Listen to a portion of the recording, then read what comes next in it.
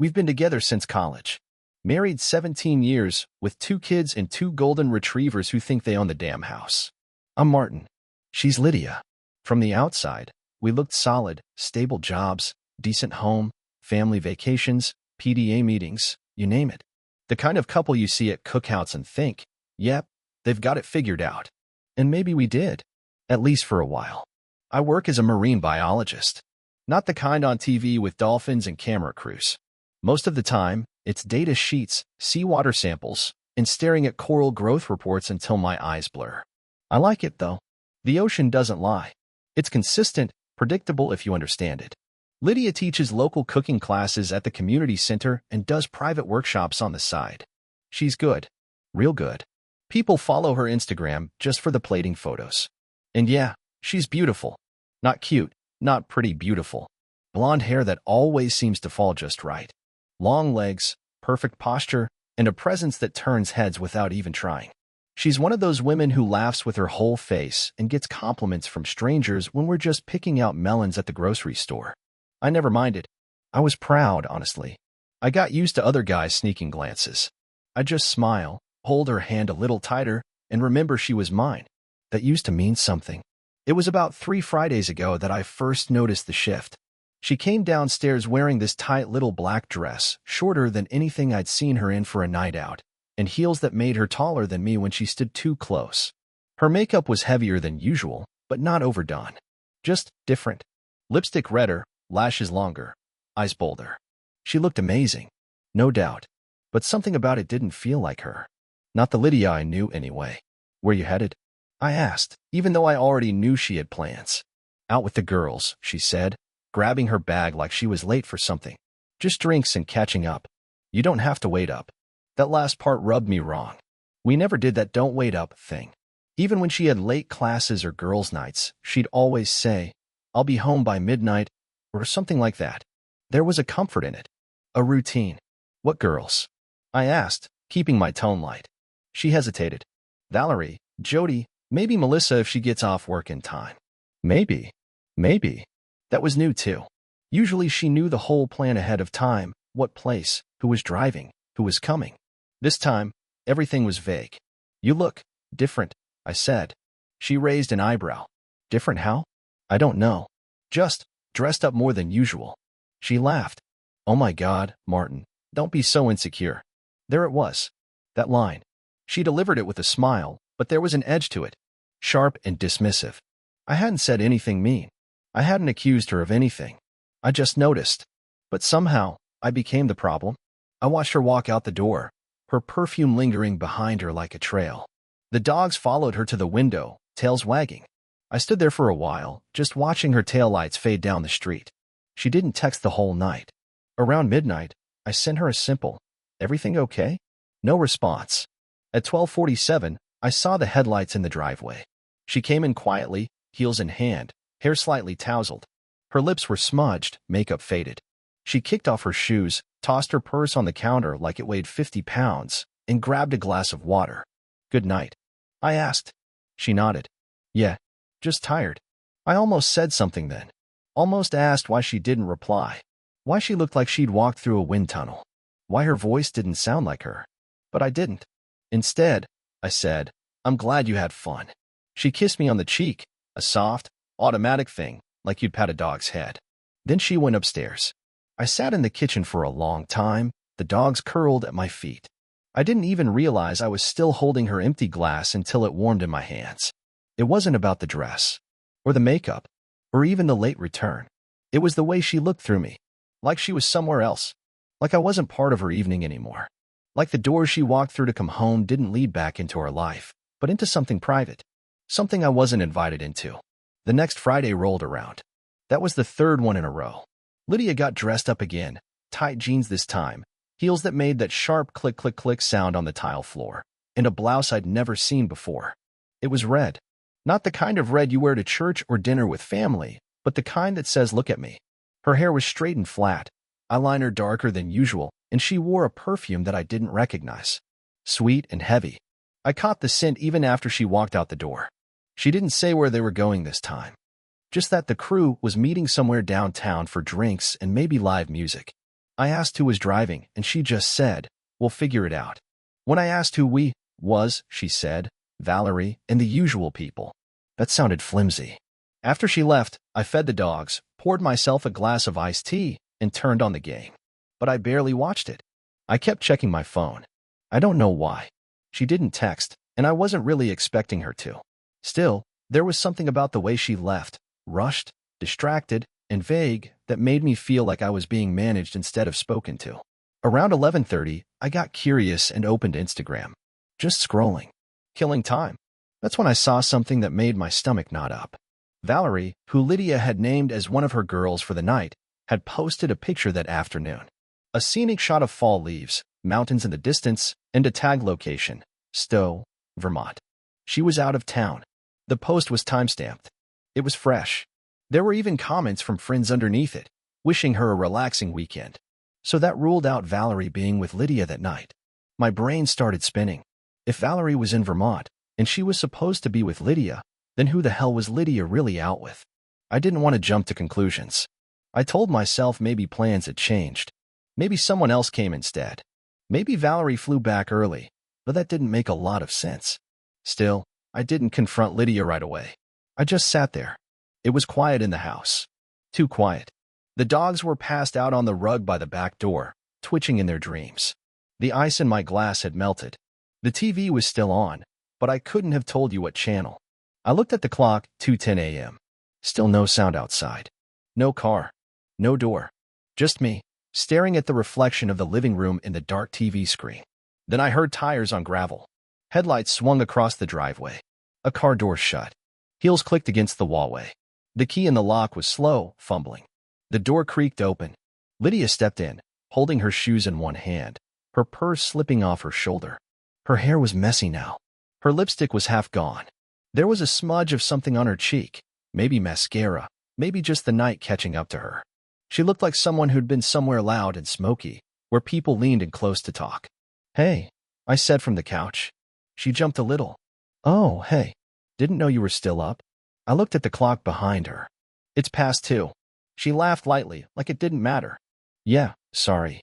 We lost track of time. Had to grab food, then traffic was nuts coming back." "Where'd you go?" She blinked. "Downtown. Just a few bars." "Who was there?" She rubbed her forehead like she had a headache. "Valerie, Jess, I think Natalie came out too, and I don't remember who else." I nodded slowly. "Valerie's in Vermont." That froze her for a split second. She recovered fast. "What?" "No, I saw her. She's back." "Today?" She paused. "No, I mean, she said she was coming back. Maybe she changed her mind." It didn't add up. None of it did. I didn't push. I just looked at her. She set her heels down by the door and made her way to the stairs.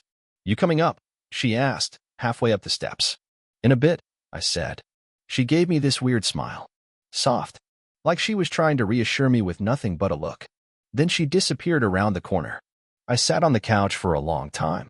The dogs lifted their heads, waiting for me to move, then laid back down when I didn't. There's this feeling you get when you know something isn't right. Not a punch in the gut, not a full-blown panic. Just a slow, grinding hum under your ribs. Like your instincts are whispering and you keep telling them to shut up, but they just keep whispering louder. I'm not a jealous guy. Never have been. Lydia's always had friends, always had a life outside ours. I respected that. I encouraged it. But that night, something shifted. It wasn't just about Valerie being out of town. It was the lies. Small ones. But enough of them to feel like someone was rearranging the truth behind your back and hoping you wouldn't notice. I sat there petting our older retriever, Cooper, wondering how I'd let it come to this. Wondering when I became the guy who watches his wife come home looking like she's been out living a second life. I didn't sleep that night. Not really.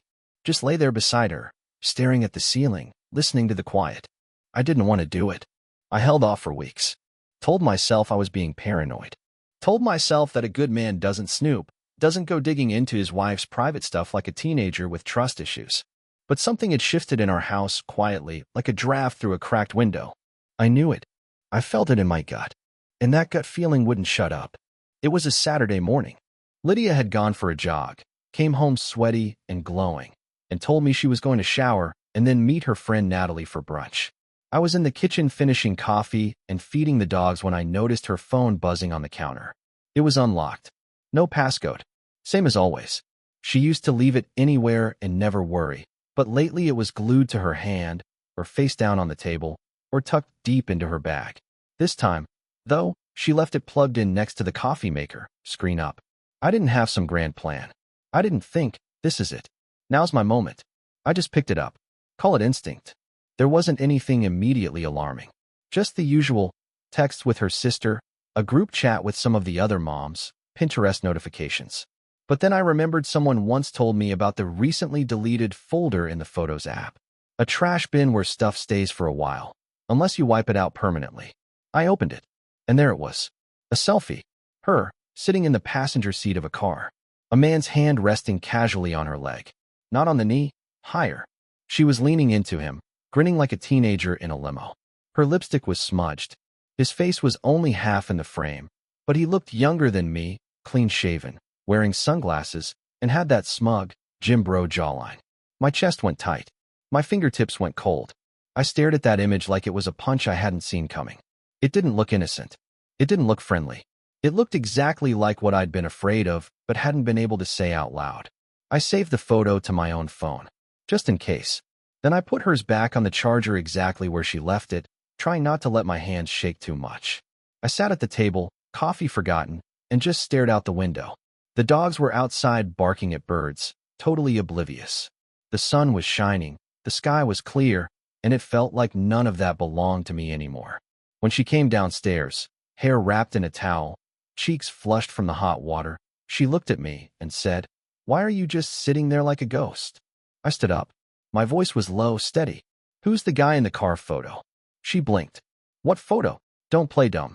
There was a pause, maybe half a second, but long enough for me to see it in her face. Panic. She masked it quickly, but it was there. "You went through my phone?" she asked, eyes narrowing.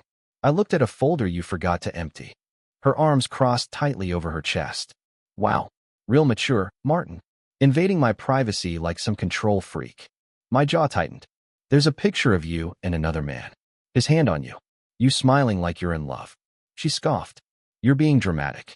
It was just a photo. With some stranger touching you like that? You don't get it," she snapped, suddenly furious. "You don't get what it's like to be trapped in this aquarium of a life. You have your fish, your quiet little routines, your perfect little order. I needed something different. One night of feeling like I wasn't invisible. That stung. More than I thought it would. I didn't yell. I didn't throw anything. I didn't accuse her of anything beyond what I saw in the photo. I just stood there while she kept pacing, defending herself, turning it all back on me. "You're just jealous," she said. "Jealous that I have a life outside this house. That I still have people who want to spend time with me. You have your books and your sea charts and your little world down in your office. I'm tired of tiptoeing around your silence all the time." She kept going, but I stopped listening. My throat felt tight. My chest hurt in that slow, dull way like someone was leaning on it with their full weight. The same feeling you get when you realize something's over and there's nothing you can do to fix it. I didn't want to cry. I didn't. But there was a lump in my throat so big I couldn't speak. So I didn't. I grabbed my keys off the hook, walked past her, and out the door. I got in the truck and drove. No destination. Just away. I ended up parked in a Wendy's lot 15 minutes from home. Sat there with the engine off, staring at my hands on the steering wheel like they didn't belong to me. People walked past. A couple teens on bikes. A dad with his kid. I just sat there. Didn't get food. Didn't make any calls. Just sat. I must have been there close to 2 hours.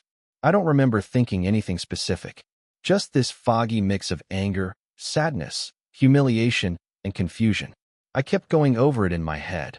Her smile in the photo, that man's hand, the way she looked at me like I was the villain for even asking. I couldn't wrap my head around it. Still can't. Eventually, I started the engine and drove home. I didn't say a word when I walked back inside. She was on the couch watching a show like nothing had happened. I went to the guest room and closed the door. That was the night I stopped believing we were on the same team. It had been 4 days. Lydia and I hadn't talked much since. She moved through the house like everything was fine, cooked dinner, asked about the kids, folded laundry while humming to herself. But it wasn't fine. It was quiet in that fake, Polite way you only get after someone's betrayed your trust and you're both pretending not to notice the wreckage in the room. We didn't argue. We didn't yell. That might have been better, honestly. At least yelling means something's still alive. Instead, it was silence. Tight lip knots. Short replies. Like we were just roommates trying to avoid bumping into each other in the hallway. Then one evening while I was out in the garage working on the pressure washer, because sometimes turning a wrench is easier than facing your life, I got a Facebook message. Not a notification. A full message. From Valerie. Now, Valerie's one of Lydia's closest friends. They've known each other since college. I've always liked her well enough. She came to our house for Thanksgiving one year, brought a caramel pecan pie that disappeared in 10 minutes flat. She was loud, sarcastic, funny. The kind of woman who called things like she saw them. I opened the message. Hey Martin, I've been going back and forth on whether to tell you this. I guess I finally decided you deserve to know the truth. I just stared at the screen for a few seconds. Then the next part came in. Lydia's been meeting up with a guy named Nate. He's one of her old boyfriends from culinary school. It's been going on for a while now. I tried to talk her out of it. Told her it wasn't right. But she said she was bored. That you're too quiet. That you don't give her enough excitement anymore. That was the part that hit me. Not just the betrayal, but the reasoning behind it. Too quiet. Not exciting enough. I scrolled down to read the rest. I'm sorry to be the one to tell you. I really am. I think you're a good guy, and I hate that it came to this. That was it. No long explanation. No drama. Just the truth, typed out in a few sentences that landed like a hammer. I sat back on the bench in the garage and just stared at the wall for a while. Nate.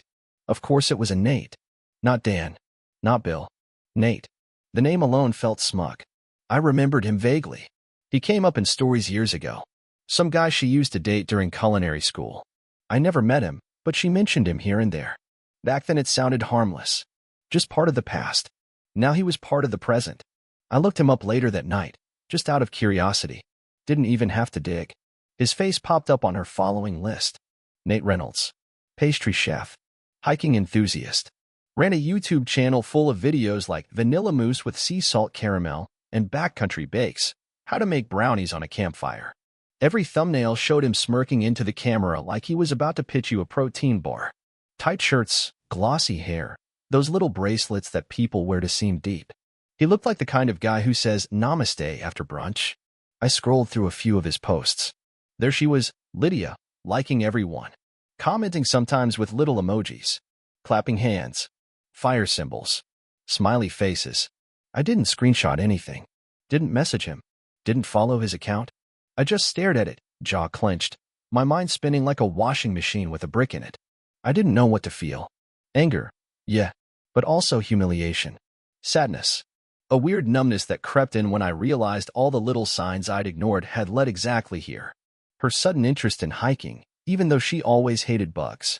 The new baking gear she said she needed for her classes. The Friday night she spent just unwinding with the girls. All of it clicked into place like puzzle pieces I'd been looking at upside down. I didn't reply to Valerie. Didn't say thank you. Didn't ask for more details. I just set my phone down on the workbench and sat with it. That garage was cold, even with the spring air. I hadn't noticed until then.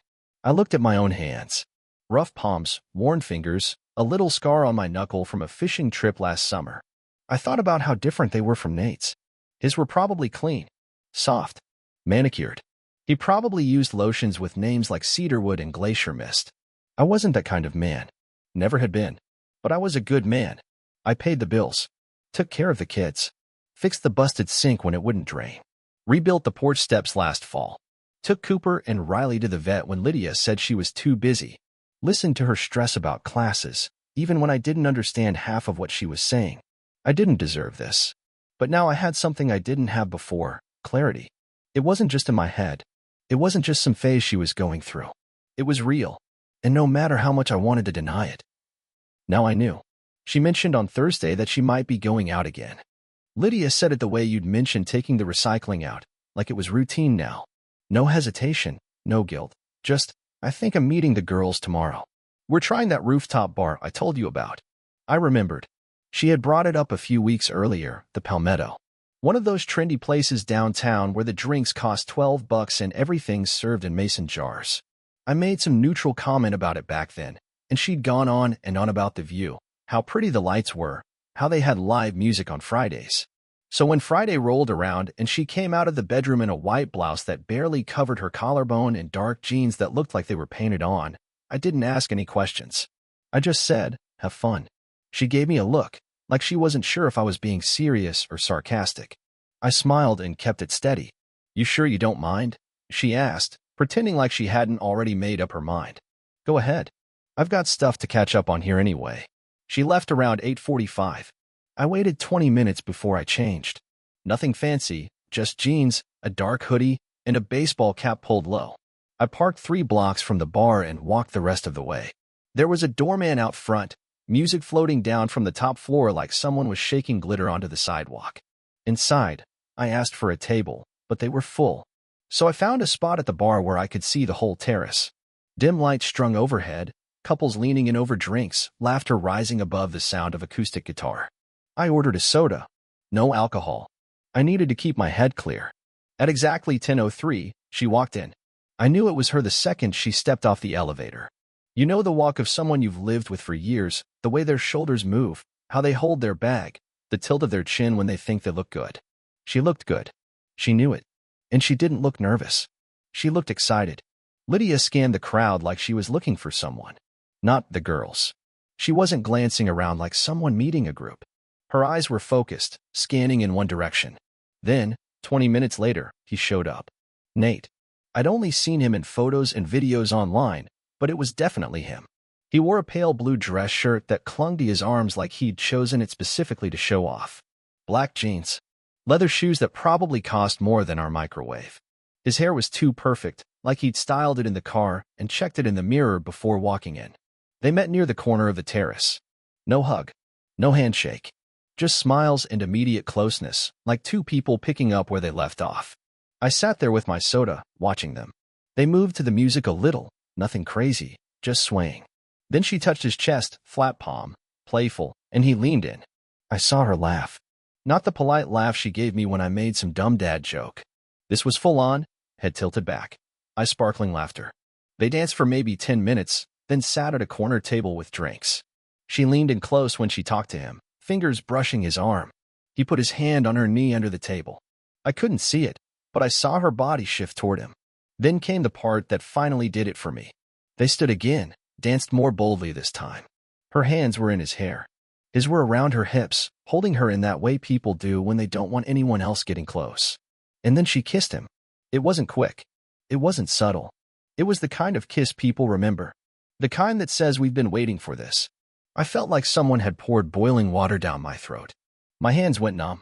I gripped my glass so tight the bartender probably thought I was about to crush it. I didn't move. Didn't stand. Didn't go over there and cause a scene. I just sat and watched it happen, like a man watching his house catch fire through the window, knowing full well that everything inside was going to be gone by morning. I stayed another 10 minutes, long enough to see them order another round and laugh some more. I could hear her voice in little bursts, high and playful, like she hadn't made dinner for our kids just 2 nights ago. When I stood up, I left a 20 on the bar even though I'd only ordered soda. I walked out, breathing hard. The air hit me like a punch, cold and sharp. The music faded behind me as I headed back to the truck, past couples on dates, people taking selfies, a group of college kids laughing about something none of them would remember tomorrow. I drove home with both windows down, hoping the wind would clear my head. It didn't. I parked in the driveway and just sat there for a while, staring at our porch light, wondering how many more lies I'd hear before the end of the weekend.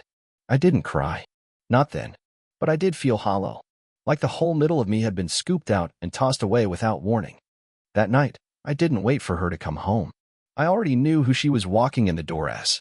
And it wasn't my wife anymore. I got home a little after 11. She was still out. I figured she would be probably sitting on a patio somewhere sipping something pink with a little umbrella in it, still holding on to that guy like she never had anything to lose. I didn't wait up. Instead, I walked straight into the office, opened the drawer where I kept the old printer paper, and took out the copy I'd made of that car photo, the one I'd found in her deleted folder. I printed it again clean, sharp, on regular white paper. No edits. No circles. No comments. Just the image of her sitting next to some guy with his hand on her thigh, both of them grinning like they were in on some inside joke. I taped it to the center of a legal pad and wrote one sentence beneath it. You burned everything for a guy who bakes banana bread on TikTok. I'm not going to fight for someone who already left me weeks ago. I didn't even use her name. I just left it there, like a piece of mail dropped in the wrong mailbox. After that, I went upstairs and pulled out the old black duffel from the closet. Started folding clothes, shirts, jeans, socks, the comfortable shoes I always forget to pack for trips. Didn't say a word. Didn't play music. Just packed. Quiet. Focused. The house felt different. Like it already belonged to someone else. By 1:15, I was mostly done. Bag zipped. Toiletries ready in a small travel kit. Chargers bundled. I even remembered to grab the passport from the fireproof box in the nightstand. At 1:31 a.m., I heard the key in the lock. The door opened. She came in laughing softly to herself, like she'd just heard the best story of her life. Then she stopped. She must have seen the light upstairs or the open suitcase on the bed. "Martin," she called, her voice suddenly unsure. I didn't respond. I just kept folding my flannel shirt and laying it on top of the bag. She came up the stairs, slower now, like her legs were dragging. "What are you doing?" she asked when she stepped into the room. I looked at her. Not with hate. Not even with anger. Just with the finality of someone who'd been standing in the fire long enough. "I'm packing," I said. "For what?" I didn't answer. She saw the photo then on the nightstand. Her face changed. First confusion. Then guilt. Then panic. "Oh my God," she said, almost under her breath. She walked toward it and picked it up like it might bite her. "I can explain." "No," I said. "You really can't." She looked up at me. I was already wet. "It didn't mean anything, Martin." That's when it hit me harder than I thought it would. My chest burned. Not like anger, like betrayal. Like someone had cut out the middle of me and handed it back in pieces. "Didn't mean anything?" I repeated, my voice sharp now. "You let that guy put his hands on you while I was at home raising your kids, making you coffee every morning, fixing the leaky sink you said could wait, putting up shelves for your plants you never even watered." She flinched. I kept going. "You lied to my face. You stood in this kitchen, told me it was just the girls, while that guy was planning the next time he'd touch you." "I messed up," she whispered. "That's not a mess up, Lydia. A mess up is forgetting someone's birthday. This is you leaving our marriage behind and expecting me to carry it alone." She started crying. Not the kind of crying that comes from sadness, more like fear. She looked like a kid who'd been caught stealing and suddenly realized the candy wasn't worth it. "We can fix this," she said. "We can go to therapy. I'll stop everything. I'll cut contact with him." "No," I said. "You already chose. I'm just finally listening." She tried to reach for me, and I stepped back. "I was here every day, Lydia. I didn't change. I didn't run off. I didn't go looking for someone new. But you did. And once you made that choice, you didn't come back from it." Her lip trembled. "But I still love you." "Then why'd you leave me long before you kissed him?" She had no answer. I zipped the bag, slung it over my shoulder, and headed downstairs. She followed, saying my name again and again like it would stop me. It didn't. I stopped at the kitchen table to leave my spare house key. Took one last look at the home we built, the pictures on the wall, the dog bowls in the corner. It was all still there, but it didn't belong to me anymore. I opened the door and stepped outside. Behind me, I heard her cry out my name one last time. But I didn't turn around. After I walked out, she must have thought I'd cool off. That I'd come back after a few days. Lydia always believed she had a way of smoothing things over, smiling at the right time, saying just enough to sound sorry, playing the victim when it suited her. But I didn't budge. Not after what I saw. Not after everything that had been said and done. So she changed strategies. It didn't take long. Within the week, I heard from a mutual friend that she'd started telling people I had become emotionally distant, that I wasn't present, that I had checked out of the marriage long ago. She told her sister I'd been cold for years. She told friends I had become boring, unadventurous, hard to talk to. She didn't mention the photo, or the rooftop bar, or the guy with the polished shoes and smug smile. I guess she figured that if she couldn't get me back with tears, she'd try to make me look like the bad guy. But here's the thing, she underestimated how much truth I had. I didn't post anything online. I'm not that kind of man. I wasn't going to blast our business across group chats or some public page. But I had evidence. Real, simple, undeniable truth. A folder full of screenshots, texts, social media likes and comments. The selfie from her phone, timestamped, geotagged. It didn't scream. It just was. So I reached out to a few people quietly. First, her sister, Allison. I'd always liked her. She was sharp, kind, never afraid to speak her mind. I sent her a short message. I just want you to know what actually happened. I know Lydia has her version. This is mine. I've attached the photo I found. I'm not looking for sympathy, just clarity. She replied almost immediately. Oh my God. I had no idea. She told me you stopped trying, that you didn't care anymore. I feel so sick. I'm so sorry, Martin. I told her it wasn't her fault. People hear what they want to hear, and Lydia was always good at making herself sound like the wounded one. Next, I reached out to her dad. That one was harder. The man had been kind to me from the beginning. Took me fishing the first year Lydia and I got together. Taught me how to grill a steak just right. He was the kind of father-in-law most guys hope for. Fair, firm, and always respectful. I didn't send him the photo, just a message. I wanted you to hear it from me. I left because Lydia had been seeing someone else. I didn't want to cause drama, but I also won't pretend it didn't happen. I know I wasn't perfect, but I didn't lie, and I didn't leave first. It took him a few hours, but he wrote back. I'm sorry she did this. You deserved better. Whatever happens next, I want you to know I still respect you.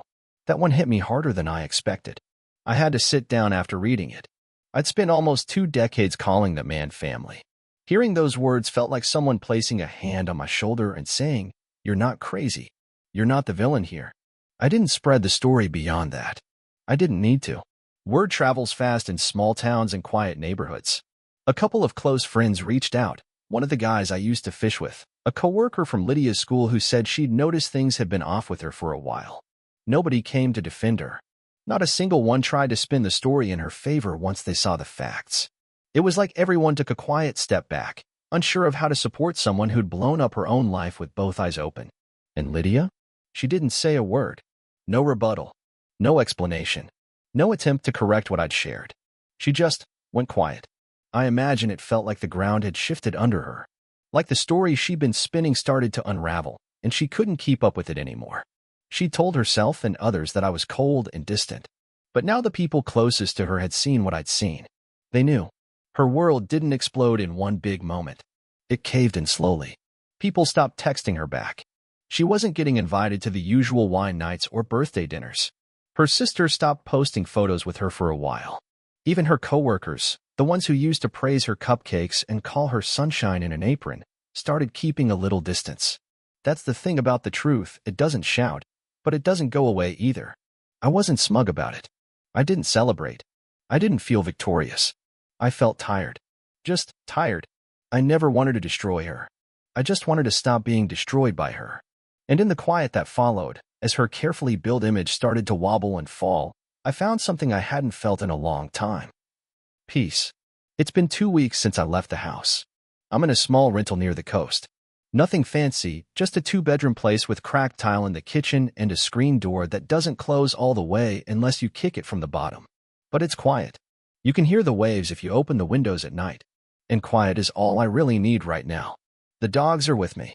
Cooper and Riley. They don't know why their world changed overnight, but they've adjusted faster than I have. Cooper still whines at the back door around 6 p.m., thinking it's time for Lydia to come home. That stings a little more than I'd like to admit. But he settles down when I toss the tennis ball or scratch that soft spot behind his ear. Dogs don't ask for explanations. They just want you to be near. The kids are staying with their grandparents until we sort things out. I talk to them every day. I don't know how much Lydia's told them yet, but I've kept it simple. Dad needed some time, some space. They're smart, though. They'll connect the dots eventually. That's another weight on my chest. How to tell them what really happened without making them feel like they've lost more than they already have. Lydia hasn't stopped texting. The first night, it was please come home. The next morning, can we talk? Then came the voice messages. The apologies. The regrets. Lines like, I made a mistake. It wasn't supposed to go that far. I miss you. I miss us. Let's fix this. We can start over. Sometimes I stare at the screen, thumb hovering over the reply button, thinking maybe I should respond. Maybe I should hear her out. After all, we built a life together. We made a family. Shared birthdays and road trips and inside jokes. That stuff doesn't just disappear. But then I remember the look on her face when she stood next to him on that rooftop. The way her hands moved through his hair. The smile she gave him, the one that used to be mine. I can't unsee that. I can't forget the way she defended it. The way she tried to spin it into my problem. Like I was the reason she wandered. Like I was some cardboard cutout of a man who never laughed, never tried, never showed up. I showed up every damn day. Even when I was tired. Even when the world felt too heavy. I kept going. I held up my end of the deal. But she let go of hers a long time ago and just didn't bother telling me. I know people make mistakes. I'm not perfect. I've forgotten anniversaries, missed dinner a few times because of work. I've zoned out when she talked about cake ingredients or Pinterest layouts. But I was there. I was in it. I never walked out in my head or my heart. So no, this isn't something that can be undone with one message or one tearful phone call. Right now, I'm just trying to breathe. Trying to figure out who I am outside of being a husband. Trying to remember what I used to like before my days revolved around someone else's mood swings and late-night excuses. I'm not writing this to get sympathy. I'm not even sure why I'm putting this down, to be honest. Maybe I just needed to get it out of my chest. To feel like the thoughts didn't just live in my head all day. This is the loneliest I've ever felt. Not the kind of lonely where you miss being around people. It's the kind where you're in a room full of folks and still feel like no one sees you. Like you're screaming underwater and everything comes out as a bubble. If you're reading this, and you've been feeling like I did, something off, something not adding up, don't ignore it. Don't explain it away. Don't talk yourself into silence just to keep the peace. Check the phone. Ask the question. Open the damn door. Because yeah, the truth might burn. It'll sting like nothing you've ever felt. But at least you'll stop living in the dark. At least you'll stop asking yourself if you're crazy. At least you'll finally know where you stand. And that, knowing where you stand, is the first step to standing tall again. Share your thoughts in the comments. Should Martin have confronted Lydia publicly at the bar, or was his silent exit the better move? If you liked the story, subscribe to the channel and give us a like.